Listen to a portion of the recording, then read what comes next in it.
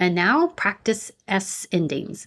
So I also call this my cats and dogs rule for the S at the end of words because it's easy to remember cats, cat by itself. The T is voiceless. So you add the S and it looks like an S and it sounds like an S. Cats. Dogs, dog by itself is voiced. You add the S. It looks like an S, but it sounds like a Z. Dogs. Cats and dogs. So in the cat category, cat, cats. Wait, waits. Drink is voiceless, drinks. And you don't have to have a really strong K, especially adding the S. Drinks, drinks. You may not even hear it. I'm just very lightly drinks, drinks. You'll hear the S more than releasing the K. Pop, pops.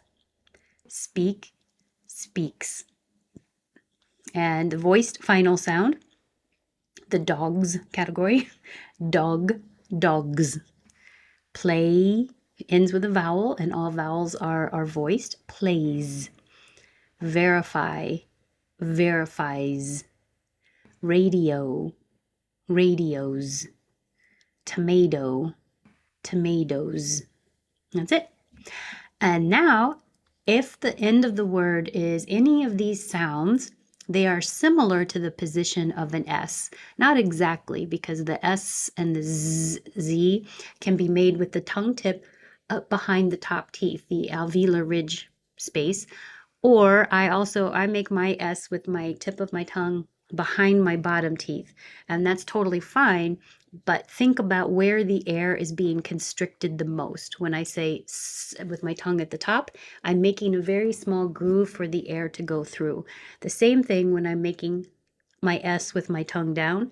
My tongue is bunched towards the front and there's a little space for the airflow to go through. So that's what these sounds all have in common. They're made with the tongue higher and pushing the air forward through a small space. When I say shh, the tongue tip is a little lower. There's more air flow, but there's still constriction in creating that turbulence. Shh. And when I add voicing, zh. And then this weird looking TS thing is the ch, ch. So I'm stopping the airflow with the T, touching the top of the mouth and holding a lot of pressure. And then when I release the pressure, my tongue comes down a little bit, ch, ch, ch. And the same thing with voicing. And you can think of it like this or you can think of it like this because it is kind of ch, the whole tongue, ch.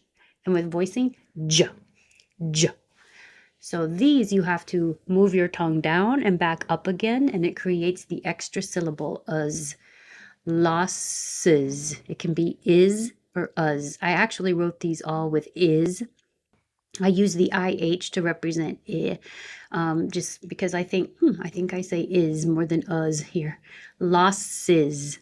If I said uz, losses. Not a big difference. Doesn't matter. Buzz, buzzes. Wish, wishes. Sabotage, sabotages. Match, matches. Judge, judges. Box, boxes. And remember, the letter X is very weird because it doesn't really have its own sound. At the end of the word, it's a K and an S. Box. So you're really ending with an S. That's it. There are some exceptions to this voiceless final sound, especially if it's an F that changes to a V when made plural. So there's a few words like this. Wolf, we don't say wolves, we say wolves. Kind of a weird combination going from top teeth on bottom lip v to a Z. Wolves. Keep the airflow going the whole time. Wolves. Knife, knives. Scarf, scarves. Shelf, shelves. Loaf, loaves.